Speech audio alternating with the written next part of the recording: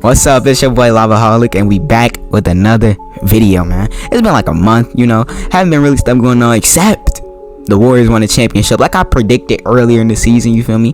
So there has been stuff going on. Let me stop playing with y'all. It's been so much stuff going on. Steph Curry finally got his Finals MVP. He's top 10. I don't care what anybody says. I was gonna make a video on that, but I couldn't do it. I had company over, so couldn't really get to that video. But if y'all still with the video, let me know. But Steph Curry is definitely top 10. Finals MVP, Warriors won championship and everything. But now it's free agency time, and it's been crazy stuff over the last couple days, and we here to talk about all the stuff that's happened. And if you haven't keeping up with the free agency, this is just a recap, But here we go. Like, let's start with the main thing I know everybody's talking about. KD wanting a trade. Now, I woke up. The first thing I saw when I woke up was a notification saying KD wants out of Brooklyn. And I was shocked, because Kyrie just opted in. I did not expect that to happen. So when Kyrie opted in, I didn't think Kyrie was gonna leave anymore. I didn't think KD was gonna leave anymore. I thought they was basically just gonna run it back. But no, KD said, I want out. I don't want to be here anymore. But I don't think that might happen. I'm not gonna lie, because KD's asking price is very high. Like, the Heat were looking to trade KD to the Nets were looking to trade KD to the Heat, but KD had one stipulation. He wants Kyle Lowry, Jimmy Butler, and Bam Adebayo to still be on the team. I don't think that's possible to happen, because there's no way that the Nets will accept a trade when they're basically getting only Tyler Hero and a bag of chips. It's not gonna happen. So that's basically saying something about KD, because how do you want a full decked out team? Like, every time you want to trade, you always want to get on the full decked out team, because it's not. He had two preferred teams, which is the Heat and the Suns, and the Suns had the best record in the NBA. So sorry, KD, but neither of those teams really, as far, need you to be contenders. So I don't know, but I don't see KD leaving. I'm not gonna lie. I can see KD staying on the Brooklyn Nets, like James Harden did in 2020, 2021. He stayed on the Houston Rockets, and then later on in the year he got traded, which will most likely happen. I can see that happening. Or another thing that can happen is, on the anniversary of the day he chose to go to the Warriors, he might get traded, which was the 4th of July. So the team that I can see KD going to is the Suns. So it's either two things I can see happening. KD goes to the Suns, or stays on the Nets, and there's no other thing that can happen. Now, the only obstacle about the Suns is the Nets want Devin Booker back, and that's not gonna happen. So that's why I'm saying I can see KD staying, and all the other teams, they don't really have anything to compete with this KD trade. They don't have anything to give the Nets. So yeah, let's see what happens though. But and along with KD though, there's Kyrie that is now trying to force his way out after after opting in. He's trying to force his way out now that KD wants to go. Now, this is kind of saying a lot, because he just opted in like a few days ago. So maybe if he would have just stuck to his gut, I feel like, and just opted out, because we all know he wanted to opt out. We all know he wanted to go to the Lakers.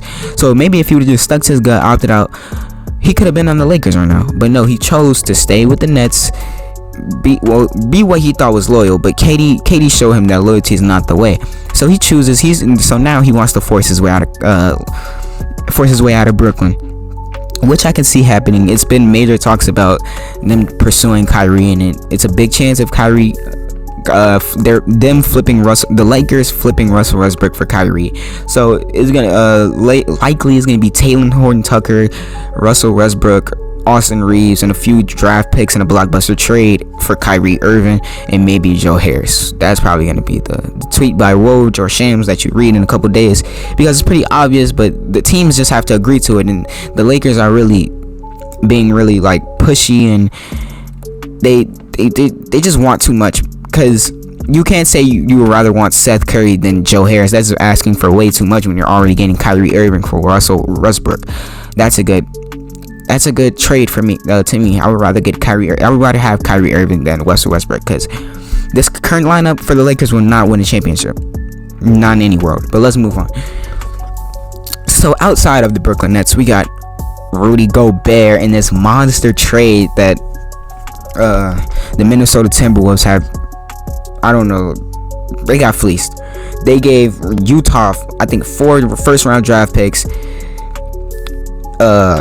Patrick Beverly, and a couple other people for Rudy Gobert. I'm sorry if I'm forgetting somebody else, but Rudy Gobert. I think Utah won this trade. I'm not gonna lie, because Rudy Gobert, everybody in the league is saying that he's not a good perimeter defender at all. All his defense, he plays offense with his defense, if that makes any sense, because all the momentum is on Rudy Gobert, because his defense has to basically carry the load for the Utah Jazz is what we had to see. Now, we don't know how this is going to work in Minnesota, but I don't think this is going to be a good chemistry thing for the team, because Rudy Gobert with Anthony Edwards, Cat, I don't think this is going to work out, especially if it didn't work out with Donovan Mitchell, Bojan Bogdanovic, and Utah and the crew.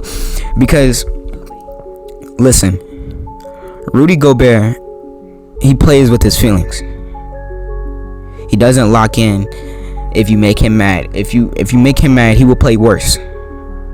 And that's proven from the other series. So I think Minnesota lost this trade. That's a trade, like the 4 first round draft picks and all those players, that's a trade you could have got KD with. So to trade that and to only get Rudy Gobert is a major fleece that the Utah Jazz pulled off for that. And they still looking, I think the Utah Jazz are in the rebuilding process, because they're still looking to shop out Donovan Mitchell and trade him to the Heat, so which is crazy. So let's see how that plays out in a couple days. Donovan Mitchell may already be on the Heat by the time this video drop. We don't never know.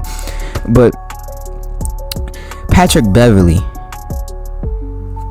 might end up getting bought out, because he's on the Utah Jazz and he definitely doesn't fit on that team, and their fan base will not like Patrick Beverly, and that's kind of, because no offense, but Utah's fan base is kind of racist. All right, let's be honest. So I don't think Patrick Beverly will work out with that Utah team or crowd, so he might end up getting bought out. And I can see the Warriors picking up that contract and putting him on the team and that may be a good pickup. I'm not gonna lie. Draymond Green and Patrick Beverly will stir up quite a few things in the NBA. And speaking of the Warriors lost 3 key players: Bielitsa, Gary Payton II, and Otto Porter Jr. Now, when I first saw this as a Warriors fan, I was mad, because without those 2 last players, Gary Payton and Otto Porter Jr., we do not win that championship. They were major keys into winning that championship and all. So without them, we don't win. But now that I look at it, we got Dante DiVincenzo. It's looking up. You can see what the Warriors are trying to do, and we shouldn't be too worried. Like, we lost a couple key pieces, but we still have our core there, and we're gonna pick up some couple outside players before the free agency ends. So we shouldn't be too worried. We just have to have faith in the Warriors free agents. You just have to have faith in the Warriors, and we just have to have faith they can get the job done, basically. And getting the job done. Speaking of that topic, you can tell Bradley Beal just doesn't want to get the job done, because you can tell he just loves losing. Now, I get he signed a max extension, $250 million. Like, who wants to sign that but he's on the Washington Wizards. He's been losing there. Like, I think he only won 3 playoff games in the last 6 years, which is crazy. That's outstanding. So if I was Bradley Beal, I would want out. I would want out. I would want to go to a different team, and I want to win. Like, I want to go to a different team. I want to start winning, building my legacy. Because at the team you're right now, you're just at a standstill, and you're gonna have basically no career, like no winnings on your career. Like, you haven't, like, to be honest, you haven't done anything yet, Bradley Beal, besides get money. No scoring titles, no MVPs. Like, at some point, Bradley Beal, you gotta just stop losing and go to a team that that you can win with. And on another note, DeJounte Murray has just signed with the Atlanta Hawks, which is crazy. Trae Young finally got a backcourt run mate, basically. He finally got somebody to be on the side, help him with the ball handling. Trae Young can finally come off picks. he can be an all-ball player like Steph Curry is. And that really helps Trae Young in the long run. And they got defense as well, which they really needed in DeJounte Murray. They got a 2-in-1 guy that they kind of got him for a paperclip. They sent away, I'm pretty sure, like a couple first round picks and Danilo Gallinari. Really nothing. They really got nothing. I mean, they really gave the Spurs nothing. I don't really know how the Spurs traded DeJounte Murray. That was like their franchise, I mean not their franchise, but their star player on the team. So unless they're in the rebuilding mode again, I don't get why they traded him away. And the Celtics finally got a real guard, and his name is Malcolm Brogdon. They really got Malcolm Brogdon for a paperclip. It was like Daniel Tyson, a couple picks, I think.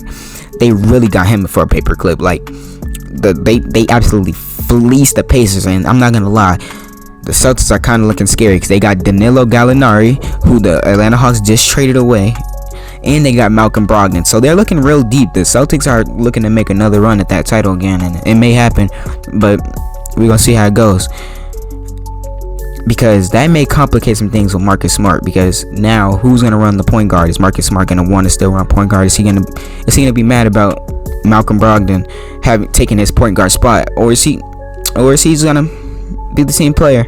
Knows how it goes. And for my last topic today, the Mavs are actually looking really scary. They're looking like they're gonna go right back to that Western Conference Finals. That run was not a fluke, because they got JaVale McGee, a real center that they have been lacking, and they got Christian Wood. They picked JaVale McGee up from free agency, and they got Christian Wood for like a couple picks. Like, this is crazy, because the Mavericks now, they're looking deep. Luka actually has some help, but the downside is they lost Jalen Brunson in free agency. The worst kept secret. They really worst kept secret. Because I don't know who the next thing Jalen Brunson is. Michael Jordan, Miles Bridges, 27 days, 27 rights. Like, I don't know, bro. But they really paid Jalen Brunson $100 million to come to New York. I don't know what the point was, because Jalen Brunson is not Michael Jordan, and they're still not going to win anything. So there was really no reason to do that. But now the Mavericks are looking really deep though, with Christian Wood and JaVale McGee. They still got some assets and all. They might go right back to that Western Conference Finals though. But yeah, but that's it for this video, man. I hope y'all enjoyed it. And it's been Lavaholic, man. Yeah, I'm out. Peace.